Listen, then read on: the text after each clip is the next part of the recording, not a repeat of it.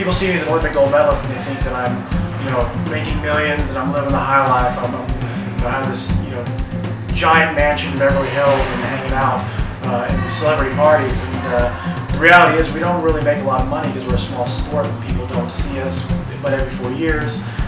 So it's hard for companies to get behind us when we're not really exposed to the public on television. So the reality is we just don't get a lot of sponsored money. We don't have a lot of coming in.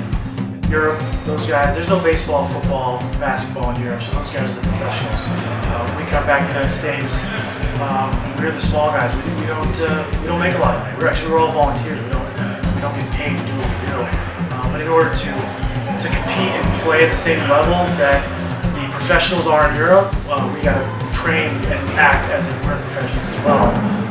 And on top of that, bobsledding is the third most expensive Olympic sport, behind equestrian for the horses and then yachting or sailing with the boats. A bobsled typically costs around $80,000.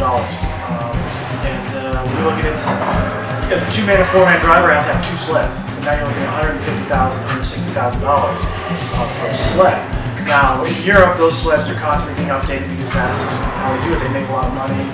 Their government pumps a lot of money into it. So their sleds are constantly being updated. They have new technology. They're being redesigned. Whereas we're, in fact, most of my career, I've driven now for 9 years. The first 8, I've competed in the same sled that Brian Scheimer did in 1993. It's 20-something years old, and it's just not. It's amazing that it's still competitive, but at the same time, we need to start to find ways to improve those sleds and to become more competitive and to keep up with the Germans and the Swiss and the Russians. Right?